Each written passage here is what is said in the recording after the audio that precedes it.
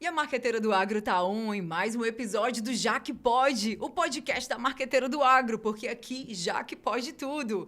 E no episódio de hoje a gente vai falar sobre desenvolvimento, um assunto muito bacana que pouca gente sabe, mas eu trouxe o superintendente para falar. E hoje aqui comigo o superintendente da Codevasf, para falar sobre a importância da Codevasf no desenvolvimento do agronegócio cearense. Então eu apresento vocês o Máslo Costa e a gente vai falar sobre vários projetos que a Codevasf, que é a Companhia de Desenvolvimento do Vale do São Francisco e Parnaíba, que é uma empresa pública ligada ao Ministério da Integração e Desenvolvimento Regional, né? Então, esse movimento está em todo o Brasil e aqui no Ceará tem projetos muito interessantes e que pouca gente sabe. E comigo, o superintendente que vem lá do ICO, puxador de boi, Marlos. Tudo bom? Tudo bem. Já que queria agradecer o convite, queria parabenizar o serviço que você vem fazendo, um serviço de grande importância, se destacando em tão pouco tempo. E é um prazer estar aqui com você, podendo trazer a Codevasf, trazendo nossas ações, para dar um conhecimento e para tirar algumas dúvidas por o tão pouco tempo que nós estamos aqui no Ceará. Gente, eu conheci o superintendente lá na PEC Nordeste e ele foi me falando, eu falei assim, gente, peraí, calma, isso é muito importante, pouca gente sabe disso, eu acho que isso precisa de um episódio no Já Que Pode. E aí ele topou e eu agradeço desde já porque você veio, né? A gente fez todo um planejamento para trazer que pautas são relevantes, por que isso é importante para o agronegócio cearense e conta para a gente. Qual é a importância da Codevasf no desenvolvimento do agronegócio cearense? A Codevasf ela é uma empresa pública ligada ao Ministério da Integração e Desenvolvimento Regional. Antes, aqui no Ceará, ela estava como um escritório de apoio técnico. E a abrangência da Codevasf era uma abrangência limitada a alguns municípios. Com o projeto de lei, ela passou a atingir todos os 184 municípios do estado do Ceará e, desde o ano passado, ela se tornou uma superintendência. E eu tive o prazer de ser o primeiro superintendente, ser indicado para ser o primeiro superintendente aqui do Ceará. Nós estamos à frente da Codevasf há aproximadamente 1 ano e 15 dias. Foi exatamente na PEC Nordeste do ano passado que eu fui empossado. E daí para cá a gente vem começando a trabalhar e trazer as ações que estão sendo desenvolvidas em outros estados, trazer o know-how da Codevasf em outras cidades para poder somar e agregar nas políticas públicas do estado do Ceará. E atualmente nós conseguimos já, em tão pouco tempo, estreitar os laços com os setores produtivos, estreitar o laço com os setores dos órgãos que já estão atuando no agro, os órgãos que estão atuando na questão dos recursos hídricos, nos órgãos de fomento à agricultura, de fomento à pecuária. E é uma missão, vamos dizer assim, bem árdua, mas muito gratificante, que a gente fica muito feliz em poder levar as ações, poder levar nossas experiências e poder, de alguma forma, estar colaborando com o desenvolvimento do Estado e das pessoas que vivem no campo. Então, quais são as ações que estão sendo realizadas no momento? Atualmente, nossas ações, a gente tem ações voltadas para o desenvolvimento. Esse desenvolvimento, eles buscam através de infraestruturas, que podem ser infraestruturas hídricas, infraestruturas de estradas, infraestruturas de arranjos produtivos locais, assim como um apoio ao desenvolvimento e um fomento de ações que já existem. Vou te dar um exemplo. Nós estamos distribuindo tratores, implementos agrícolas, nós estamos distribuindo a questão de máquinas e equipamentos da linha amarela. O que seriam linhas amarelas? É a questão de retroescavadeira, motoniveladoras, questão de pá carregadeira, caminhões basculantes, que tudo isso, de certa forma, ele vai induzindo e proporcionando o desenvolvimento dessas regiões. Motoniveladoras, os municípios, os prefeitos, as associações, utilizam para melhorar as estradas, utilizam para fazer a questão de barreiros, utilizam para fazer a questão de infraestruturas. Por outro lado, a gente também utiliza de doações de equipamentos para os setores, como a carcinicultura. Estamos atualmente desenvolvendo um projeto voltado à carcinicultura. Estivemos em Morada Nova com o ministro André de Paula e vários deputados federais entregando kits para os produtores que lá já existem. Então, o nosso objetivo, o nosso desejo é fomentar, a gente poder melhorar o que já existe e apoiar coisas novas, ações novas em diversos setores. Bacana, você falou aí em relação à carcinicultura, né? Então, a carcinicultura é um movimento que vem avançando bastante, tem avançado principalmente no interior do Ceará. Hoje a gente vê que o interior do Ceará tem muito mais prosperidade depois da entrada da carcinicultura e que que ações a Codevasf está fazendo para atingir aquele produtor que mais precisa atualmente? Atualmente, em conjunto com o Ministério da Pesca, nós estamos desenvolvendo um arranjo produtivo voltado especialmente para a cassinicultura do interior.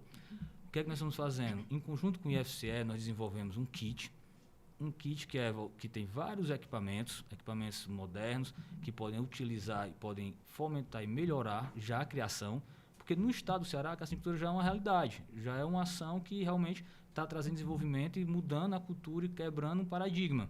A gente consegue ver pessoas, pequenos produtores, alavancando sua renda, alavancando suas receitas, mudando de cultura. Então a gente está buscando se encaixar, vamos dizer assim, nesse setor, buscando trazer melhorias. Então, por pequeno, a gente está desenvolvendo capacitações, junto com o IFCE e junto com a nossa equipe técnica, doando equipamentos, que a gente já fez essa ação, já estamos em plena atividade, e estamos, junto com o Ministério da Pesca, também buscando recursos para desenvolver uma unidade de beneficiamento no Vale do Jaguaribe, que nós acreditamos que vai ser na cidade de São João do Jaguaribe. Isso já é uma realidade, a gente já conseguiu, junto com os deputados, junto com o Ministério da Pesca, recursos para a unidade de beneficiamento. E vamos, junto com a FUNCAP, desenvolver o projeto executivo, e nesses próximos dias nós estamos querendo fazer a licitação e dar ordem de serviço para a unidade de beneficiamento no Vale do Jaguaribe, a cidade de Ceará, São João do Jaguaribe, para que a gente possa ter realmente uma indústria para comprar todo esse camarão que é produzido na região, não só na região do Vale do Jaguaribe, mas nas regiões das proximidades, e gerar valor agregado, que a gente possa quebrar esse paradigma secular que é o atravessador, que a gente possa realmente, o produtor, vender direto para a indústria e ter seu produto com valor agregado e poder ganhar mais. E isso, para a cassinicultura, nós estamos fazendo a um médio prazo. Essas são nossas ações a médio prazo. E você falou em recursos hídricos, né? Então, a gente sabe que o Ceará sofre há muitos anos com escassez de água. E uma das ações da Codevasf é a gestão, não a gestão, né? Mas ações que melhorem a vida dos estados que sofrem com esse tipo de escassez. Então, o que temos da Codevasf para otimizar a nossa falta de água ou então para otimizar os recursos?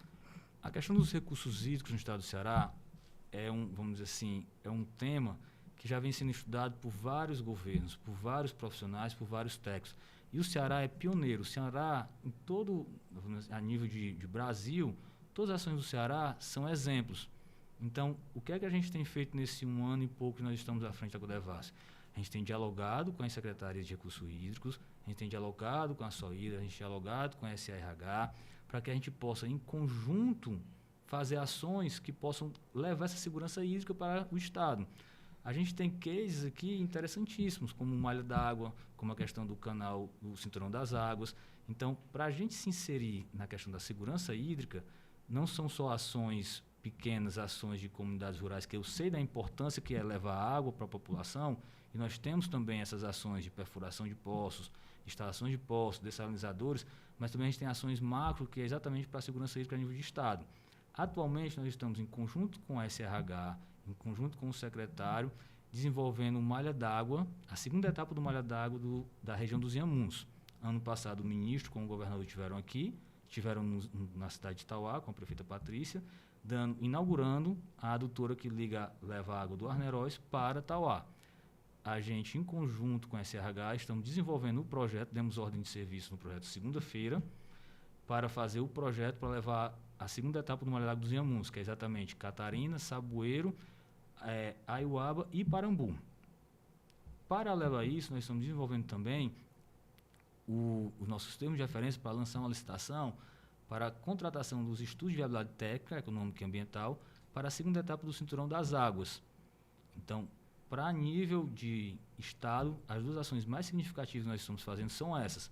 Para além dessas, a gente tem perfuração de poços, instalação de poços, e temos os pequenos sistemas de abastecimento de água, que também assinamos um acordo de cooperação técnica com o CISAR, para que a gente possa sempre pensar na execução e na gestão desses sistemas para levar água para a população.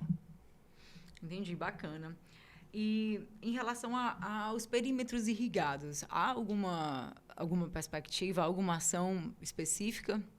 Nós tivemos diálogos falando em perímetro irrigado, nós tivemos diálogo com o DENOX, que já tem alguns cases que ele está começando a desenvolver, E estamos em tratativas também com a SDE, tivemos com o secretário Carlos Silva, para buscar pensar em ou potencializar os perímetros existentes ou abrir novos perímetros irrigados.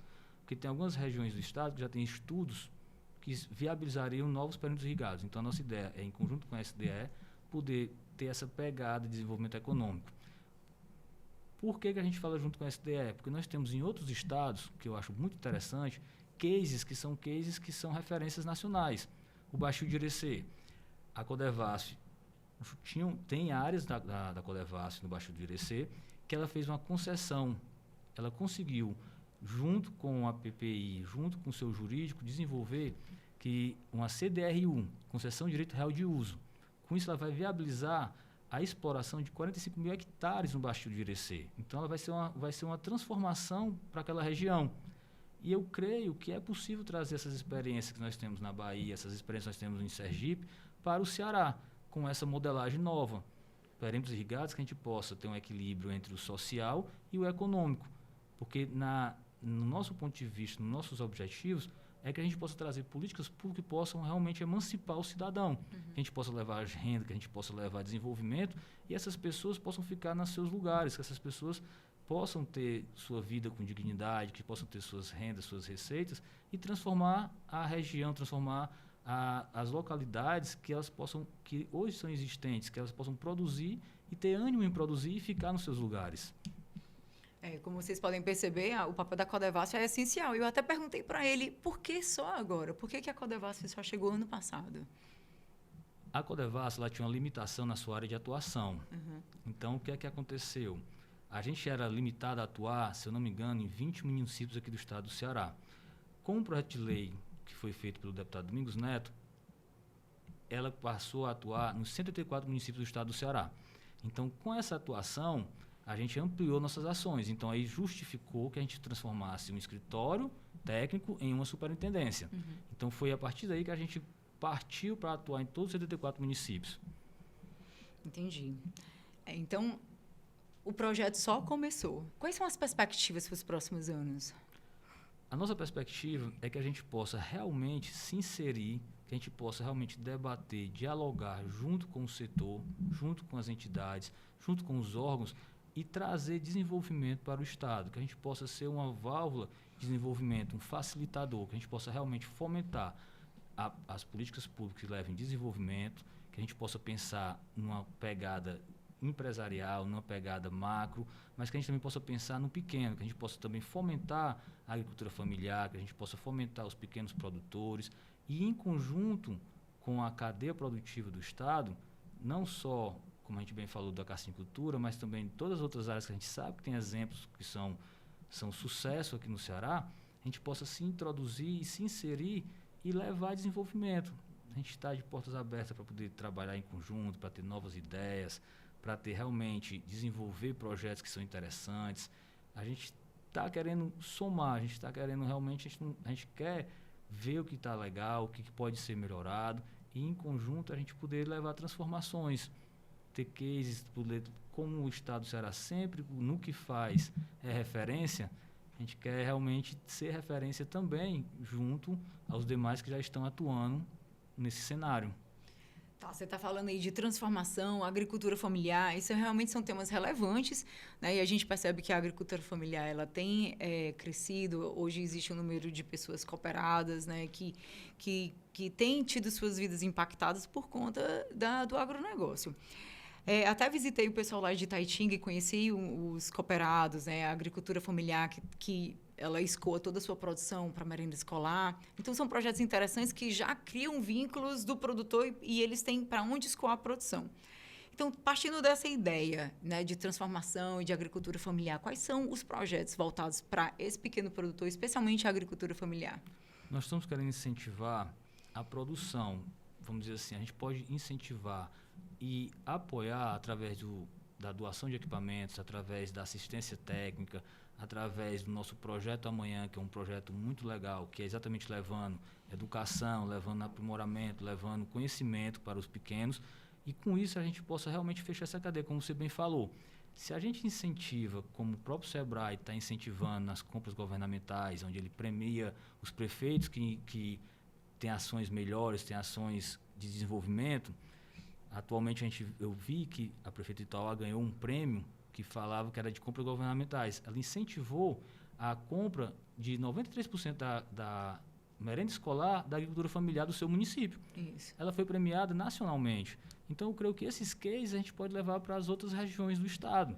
Eu posso muito bem pensar em fazer doação de microtratores para essas associações. Eu posso pensar em quebrar esse paradigma e trazer novas culturas para essas associações, como a gente imagina de valor agregado, com produções de outras hortaliças, outras coisas que tenham valor agregado, que isso possa trazer tanto uma melhoria na qualidade da merenda escolar, como na receita do cidadão, na receita do pequeno produtor. Um projeto que a gente está querendo encampar, que a gente já tem um recurso garantido para fazer isso, são agroindústrias de laticínios, que a gente possa desenvolver. Recentemente eu tive em Limoeiro, conhecendo lá a Dona Vita, e eu vi que era um laticínio que tinha queijo com valor agregado, tinha queijo maturado. Que o rapaz, o dono do laticínio, o Marcelo, um cara batalhador, um exemplo, ele não estava conseguindo atender a demanda do mercado, onde seu queijo está na fazendinha. Então, essas iniciativas que eles estão conseguindo fazer só. Então, imagina se eles conseguem fazer só e se o governo federal apoiar e ajudar. Então, realmente, a gente poderia incentivar a questão do selo arte, incentivar a produção com valor agregado, ver uma forma que a gente consiga fechar esse ciclo para não ter tanto atravessadores, onde o pequeno vai trabalhar e o cara vai ganhar o dinheiro em cima do pequeno. É isso que é o nosso objetivo, de andar, de conhecer, de estar aberto a novas opiniões.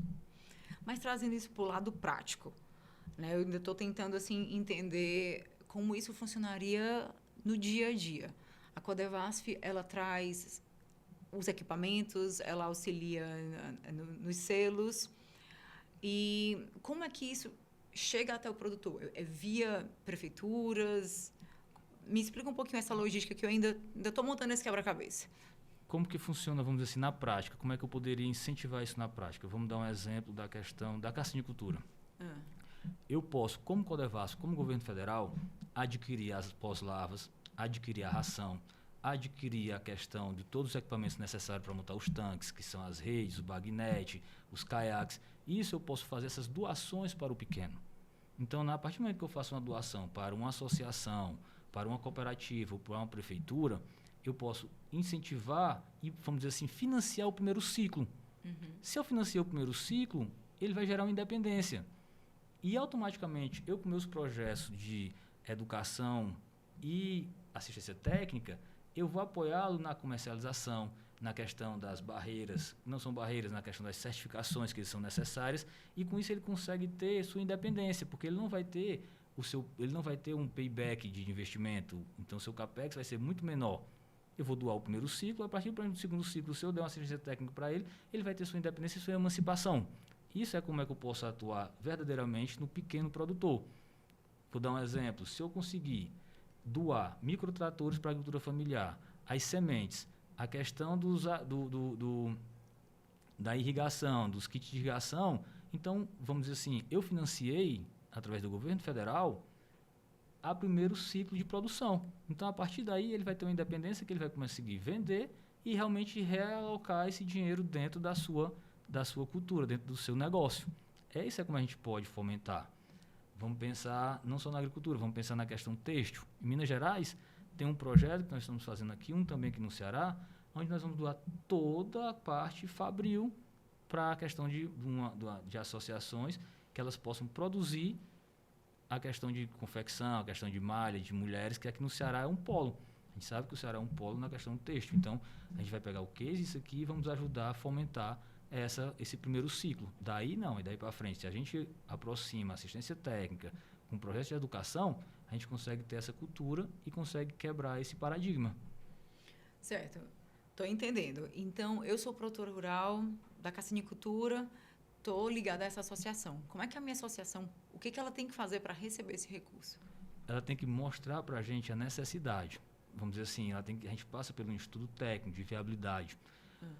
Ela vai demandar isso à Codevasf, ela vai protocolar isso na Codevasf e nossos técnicos vão analisar se realmente tem essa viabilidade técnica. Tendo essa viabilidade técnica, nós vamos buscar, através dos nossos recursos, ou através dos recursos de bancada, ou através de recursos parlamentares, captar e desenvolver esse projeto. Você conseguiu me compreender? Consegui. Então, tipo assim, não é só um pedido. Você vai ter que pedir a mim, aí eu vou mandar meu técnico visitar a sua instituição, visitar a sua associação, sua cooperativa, e ver se essa demanda é real, se essa demanda existe, se existe capacidade para isso. Não existe capacidade para fazer doações agora. Vamos primeiro treiná-los. A gente pode treiná-los primeiro, vai ajudar nessa construção, e no segundo momento a gente vai doar os equipamentos, para a gente ter uma ação realmente estruturada. Não seja só uma doação por uma doação, tem que ser uma doação que realmente faça efeito. E isso vai junto de um apoio técnico. Esse é o nosso objetivo, é a metodologia da gente trabalhar. Muito interessante. Inclusive, eu tenho uma pergunta do pessoal da piscicultura, que quer saber de que maneira a Codevasf tem contribuído para o desenvolvimento desse setor. Tá. A questão da piscicultura em si, o Estado do Ceará tem projetos interessantes. Nós temos o Castanhão, nós temos o Oroz, nós temos o Lima Campos, várias outras regiões que já têm essa cultura. A gente está buscando, junto com a FUNCAP, desenvolver projetos, fazer estudos de viabilidade técnica, econômica e ambiental, para ver como que a gente pode se inserir e ajudar a piscicultura como um todo. Não só a piscicultura, mas a aquicultura no estado do Ceará. A gente tivemos reuniões com a COGÉ, tivemos reunião com a FUNCAP, e atualmente nós estamos desenvolvendo um convênio Codevasf e FUNCAP para desenvolver estudos voltados para a piscicultura e a aquicultura. Então, porque não basta a gente pensar, tem alguns gargalos da piscicultura, como a questão dos licenciamentos, como a questão das liberações dos açudes, que a gente precisa realmente pensar em conjunto como que a gente vai superar isso. Então, para não fazer ações que não tenham uma viabilidade técnica eficiente, a gente não possa chegar na ponta com isso, nós estamos desenvolvendo estudos junto com a FUNCAP para que a gente possa ter ações mais objetivas. Mas, vamos dizer assim, de menor impacto, nós temos ações junto com o MPA, com o Ministério da Pesca e Aquicultura, onde nós vamos doar equipamentos, vamos doar máquinas de gelo, vamos doar tanques redes, vamos doar questões de viveiros escavados para os produtores que já estão sendo selecionados pelos nossos técnicos da Codevasf. Entendi. Interessante. Recentemente eu estive em Itaitinga e isso me chamou muita atenção, que a pesca extrativista, né, ainda é muito forte no Ceará e eles têm um caráter ainda de saindo dessa pegada mais, como é que eu posso dizer, anônima, né, e indo para associações e colônias. Existe algum projeto nesse sentido, já que a gente está falando de pesca? Tem alguns projetos que nós estamos avaliando e estudando junto com a Keiva, que é a Superintendente Estadual da Pesca, que a gente venha tentar desenvolver ele durante o período desse ano ou mais tarde ano que vem. Ela me trouxe algumas demandas da pesca artesanal, ela me trouxe algumas demandas das colônias dos pescadores, que nós estamos vendo como que a gente consegue trazer isso para a realidade e incentivar e, de alguma forma, vamos dizer assim, melhorar essa atuação dos pescadores, tendo em vista que a pesca no Ceará é um setor fortíssimo, entendeu? Uhum. E a gente está olhando com cuidado tanto a pesca, vamos dizer assim, a pesca industrial, a grande pesca, como a pesca artesanal. E, no momento, a gente está ainda vendo qual o caminho que a gente deve seguir para ser mais assertivo. Uhum. Interessante. E o que mais? E vamos falar agora de sustentabilidade. Sustentabilidade é uma pauta que é sempre quente, está sempre em alta, né? É realmente um movimento que está todo mundo de olho. Quais são as ações da Codevasf para ações de sustentabilidade? Nós temos na Codevasf uma diretoria voltada para a questão da sustentabilidade, não só para a sustentabilidade, mas a diretoria de revitalização. Ela tem ações de saneamento, ela tem ações de abastecimento de água, ela tem ações de recuperação de nascentes, ela tem ações de reflorestamento. Como a gente é muito novo no estado, a gente não conseguiu, vamos dizer assim, abordar todos os temas que a Codevasf atua nos outros estados.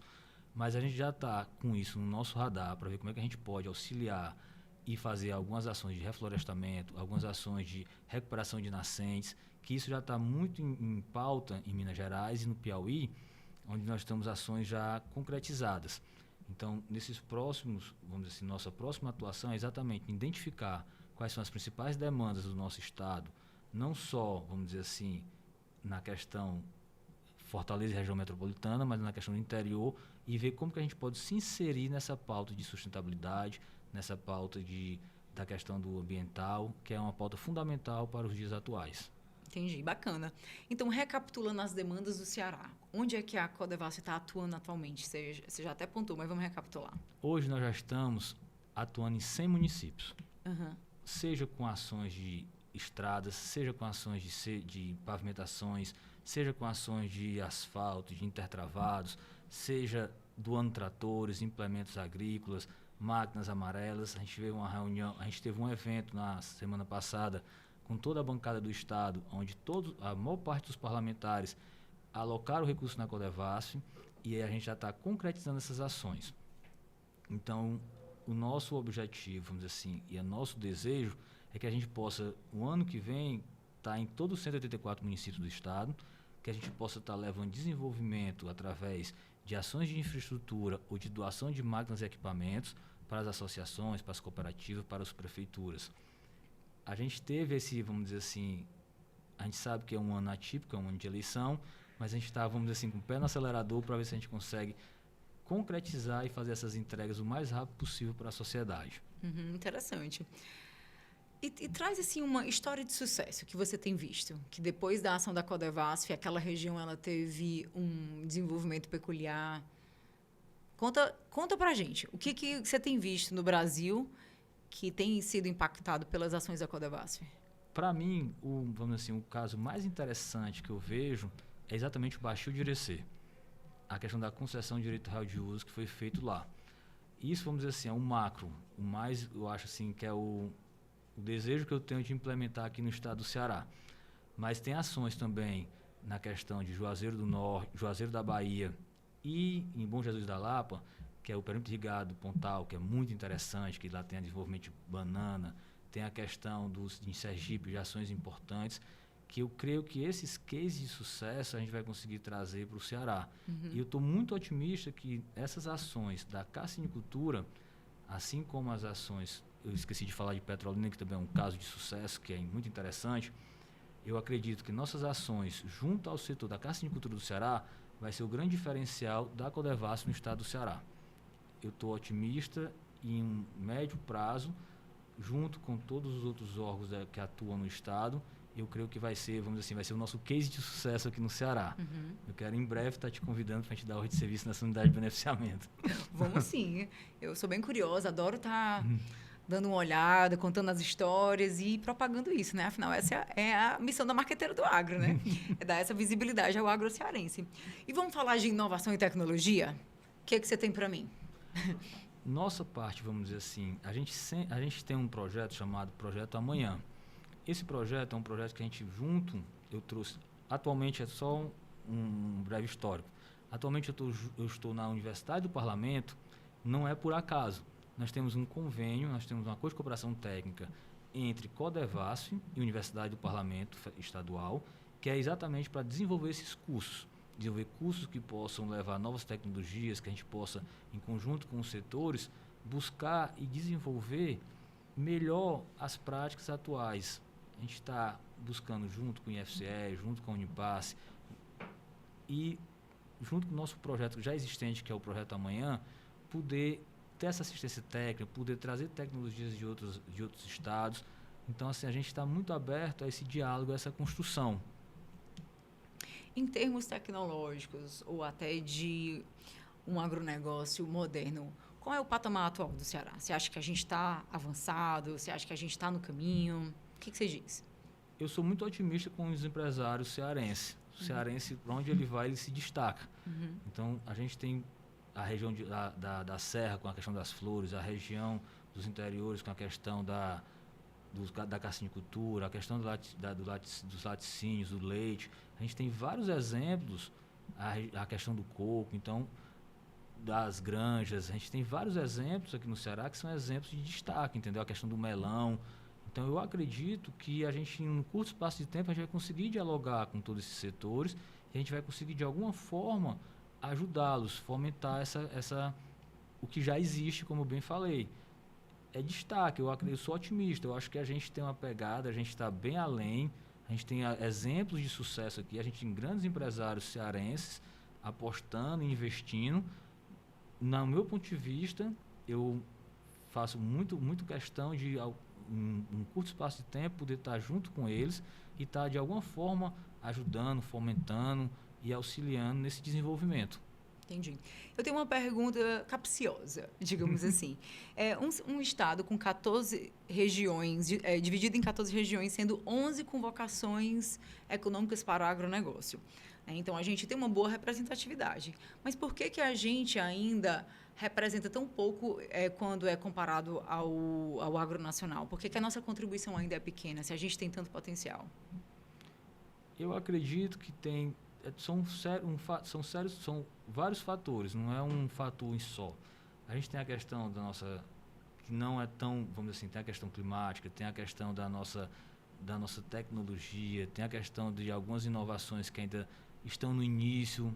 Então, eu creio que é um conjunto de variáveis que agora que a gente está conseguindo, vamos dizer assim, alinhá-las. Despertar, né? E eu acredito que é uma virada de chave, que o momento de construção está agora. E agora que a gente está começando a construir, para daqui a um pouco a gente está conseguindo realmente colher esses dados. Você fala que a gente tem uma expressão pouca no nacional em alguns setores, mas o Ceará é o maior produtor de camarão nacional. Então, eu acredito que as outras culturas também vão chegar nesse patamar de ter sua representatividade a nível nacional. Uhum. Todas elas, não, vamos dizer assim, não só na questão de quantidade, mas pode ser no valor agregado, pode ser numa melhora de genética. Eu creio sim que a gente tem o potencial, todas as 14 regiões não, mas a grande parte delas vão ter um diferencial competitivo, como a questão do melão já é um diferencial competitivo, como o camarão já é um diferencial competitivo. A gente tem nossas características que a gente pode competir com o mercado, tanto de fora como o mercado externo nosso. E é uma questão de tempo para a gente conseguir chegar nisso. E eu quero que a Codevas seja realmente um fomentador disso, que a gente possa participar dessa transformação, que a gente possa participar dessa conquista. Tem um discurso muito bonito do Amilcar que ele fala que a missão dele é promover o crescimento e a criação de uma nova classe rural, né? E eu sempre abraço muito essa ideia, eu fico até assim meio emocionada porque eu quero ver realmente aquele produtor que é bem pequeno, que ainda está se legalizando em termos jurídicos e ascender a um novo patamar. Então, eu fico feliz quando você traz essa potência que é a Codevasf, aliada às ações de políticas públicas e até privadas para desenvolver o nosso Estado, né? Então, assim, é como se a gente sentisse que a virada de chave está acontecendo. E o Ceará vem se destacando dentro de um cenário nacional, né? Somos o maior produtor de camarão, somos o maior exportador de melão, né? Distribuidor de flores. Então, a gente está no ranking aí, liderando em várias categorias. Ainda nos setores que dependem muito de tecnologia ou de inovação, ou até de políticas públicas mesmo. O que pode ser feito a mais para que a gente consiga elevar o patamar de todas as cadeias? Eu acredito que o objetivo das políticas públicas é exatamente esse. É chegar aonde o pequeno não consegue chegar, onde só o privado não vai conseguir chegar. É a gente poder fazer investimentos voltados para tecnologias novas, para novos cenários. E eu creio muito no diálogo. Como você falou do Amilcar. O Amilcar é um grande parceiro nosso. A gente está em conjunto com a Codevasf e a FAEC. Nós vamos fazer, a gente já deu ordem de serviço, ordem de fornecimento, vamos fazer doações para o Amilcar, fazer doação de equipamentos, de tratores, de retroescavadeiras, de plantadeiras, para que ele tenha um projeto muito interessante que ele nos apresentou, que é exatamente, ele tem catalogado, se eu não me falho a memória, 2.000 e poucas propriedades, onde ele vai, junto com essa patrulha mecanizada que nós estamos doando para ele, fazer o plantio e fazer a questão de pequenas irrigações. Então, é esse diálogo que a gente busca realmente em conjunto com os outros órgãos, em conjunto com o privado, buscar esse desenvolvimento. Por quê? Porque nós somos uma empresa pública. Então, na nossa origem, já é mais fácil ter esse diálogo com o privado. Então, a gente busca, através das nossas ações, políticas públicas que possam desenvolver o pequeno e o grande. Então, a gente pode sim, a gente deve, a nossa essência, conversar com o empresariado, conversar com os produtores, tanto pequeno como grande, para que, caso haja um interesse comum das empresas, a gente possa desenvolver ações em conjunto. Eu sou empresa pública, então a minha lei é a Lei 3.303, a lei das estatais. Então, por eu ser uma estatal, isso me permite ter uma maior celeridade, ter uma desburocratização das minhas ações. Então, para mim, conversar com o privado, desenvolver uma parceria estratégica, onde eu possa que seja o objetivo seja comum, não seja conflito de interesse, eu posso, junto com o setor das flores, desenvolver e explorar um mercado em conjunto com eles, eu posso, em conjunto com o melão, desenvolver e explorar regiões junto com eles, seja na questão do mercado, seja na questão de divisão de receita. Então, isso para mim já é uma realidade. E eu tenho experiências já em outros estados que é exatamente isso, são parcerias estratégicas. Então, para mim é fácil fazer isso e eu devo fazer isso para fomentar o setor agrícola do Ceará. Sobre o seu ponto de vista, qual é o maior gargalo hoje? O maior gargalo que eu vejo hoje, assim, vamos dizer, é a questão do orçamento em si. Porque todas as ações que a gente vive, vamos dizer, com várias demandas. Mas algumas demandas têm volumes de recursos muito expressivos, onde a gente depende, eu como empresa pública, dependo muito do Orçamento Geral da União ainda.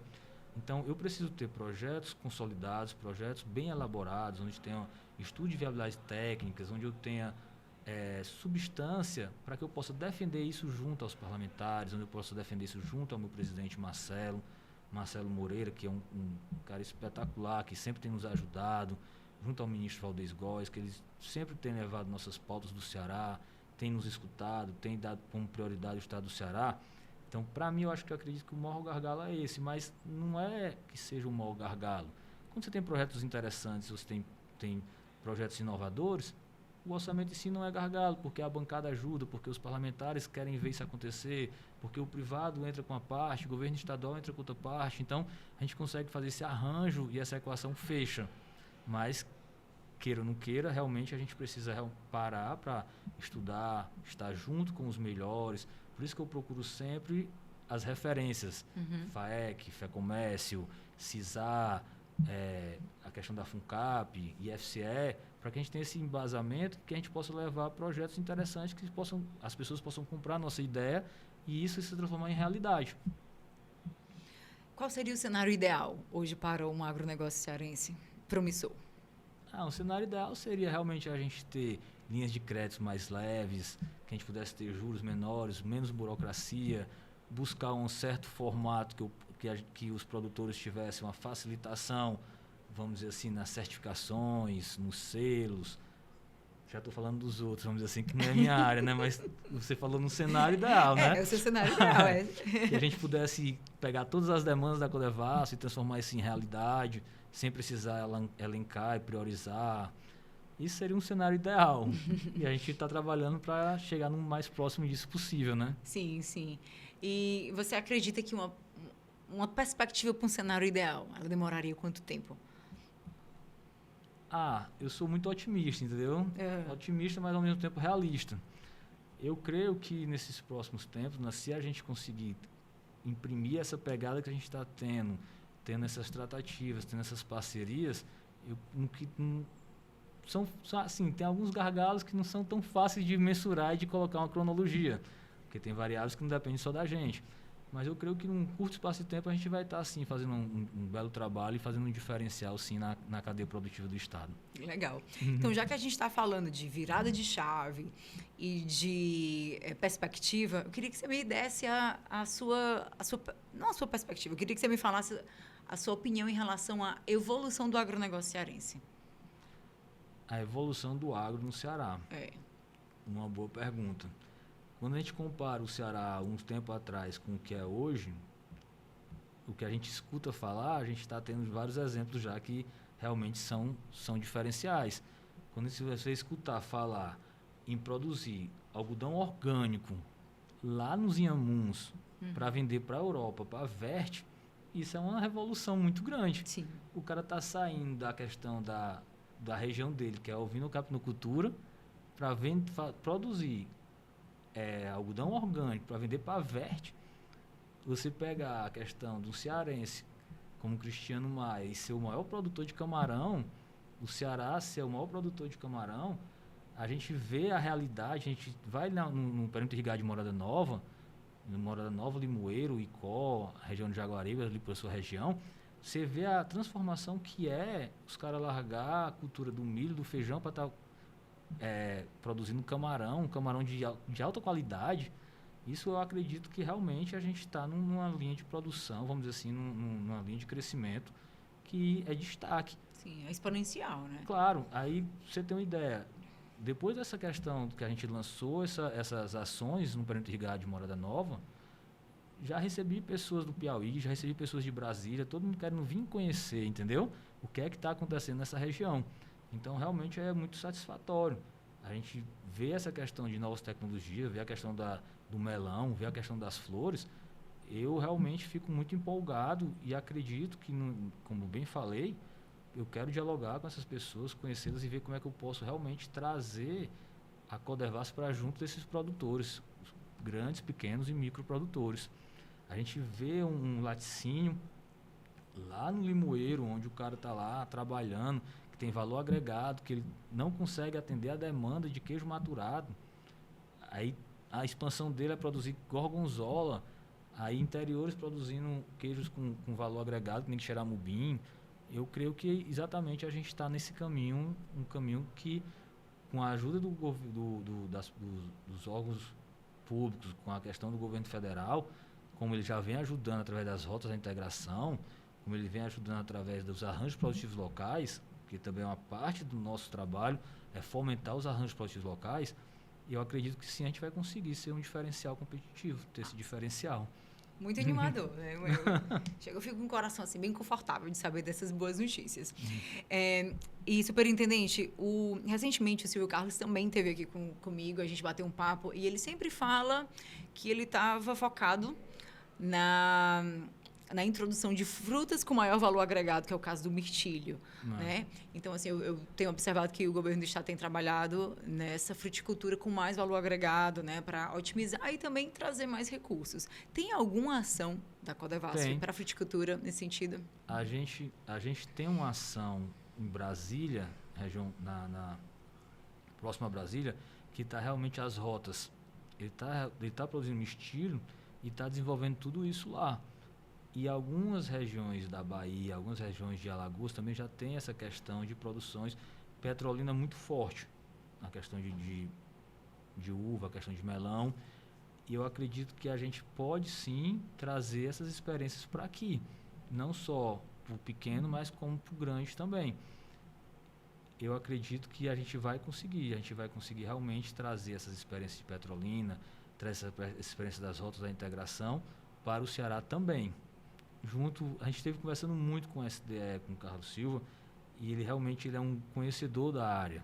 Disse, Carlos, vamos juntar as forças, toda a sua expertise, todo o seu conhecimento, todas essas ações que você já está desenvolvendo, como que a gente pode, governo federal junto com o governo estadual, fazer esse laço e trazer essas alternativas, trazer essas experiências exitosas.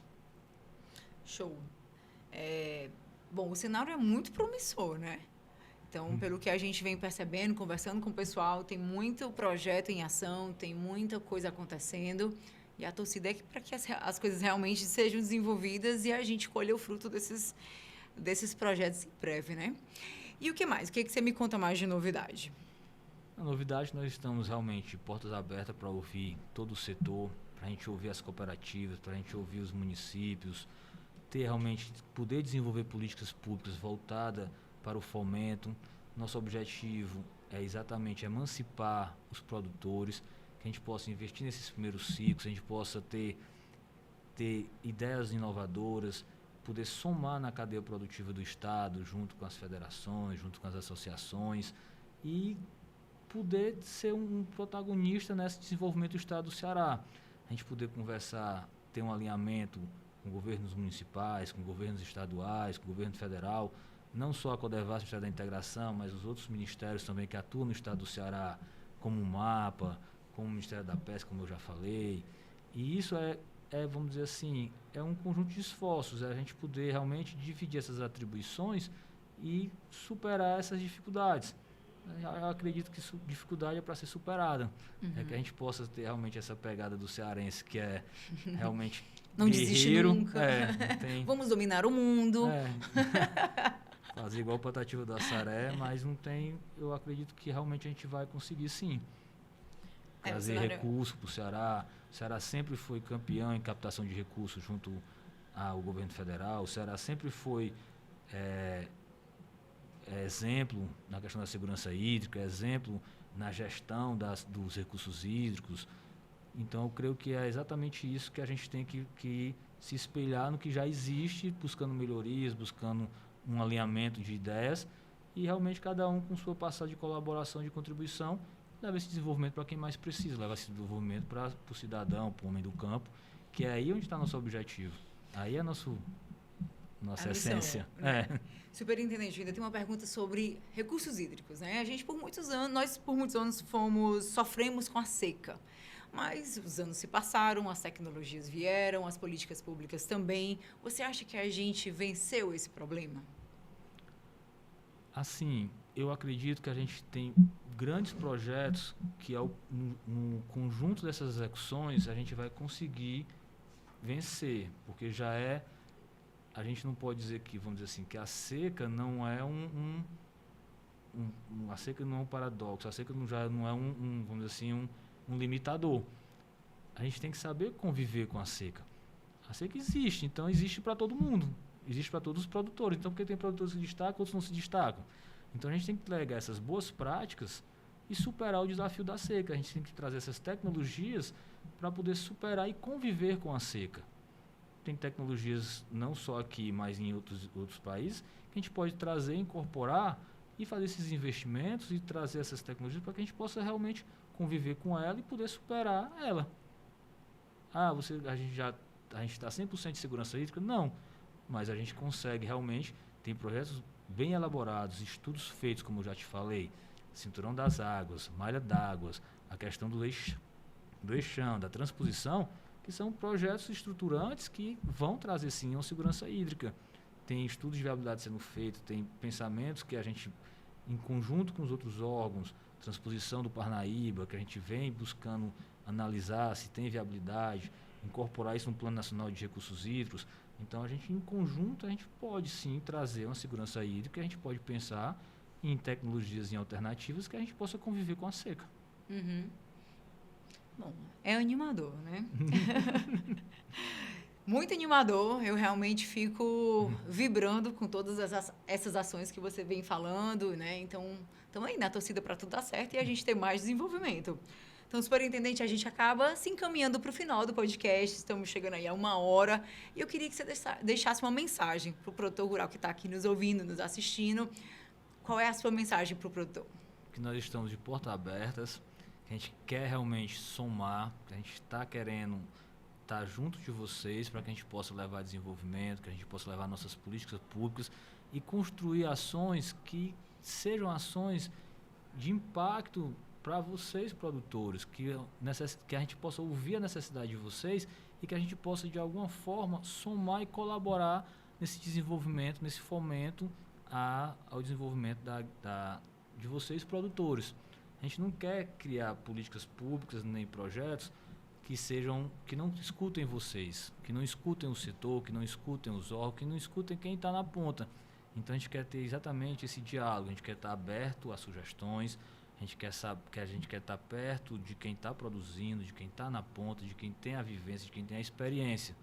A gente respeita muito o conhecimento, tanto prático como teórico. Então, a gente está aberto a novos projetos, a gente está aberto a incentivos, vamos dizer assim, a orientações. Eu acho que isso aí é o essencial, a gente poder ter essa sensibilidade para poder desenvolver ações que realmente representem a necessidade de quem está na ponta. E como é que o produtor rural faz para entrar em contato com a Codavesf? Nós estamos hoje no anexo 2 da Assembleia, que é onde a gente tem um acordo de cooperação técnica com a Unipasse, que é a Universidade do Parlamento. Então, nós estamos lá. Nós ficamos no segundo andar do anexo 2 da Assembleia Legislativa do Estado. E nós temos nosso site, onde a gente pode ter os protocolos digitais, e estamos à disposição. E qual é o site? Fala para mim. codevasf.gov.br. Show. Então lá tem a questão dos nossos e-mails, tem a questão de quem é quem, tem o nosso protocolo digital e fisicamente nós estamos lá na Codevasf, a superintendência funciona no prédio da Unipasse. Então a gente está lá à disposição de todo mundo. Muito bom, muito bom. Então, você, produtor, que quer saber mais sobre as ações da Codevasf, pode entrar em contato com o nosso superintendente, que está aqui à disposição, doido para fazer o negócio acontecer, doido para virar a chave. E a gente vai ficando por aqui. Eu agradeço você por mais um episódio, pela sua audiência, pela sua contribuição, né, pela sua vibração. E o episódio de hoje fica por aqui. E até o próximo. Até o próximo Jaque Pode, porque Jaque pode tudo.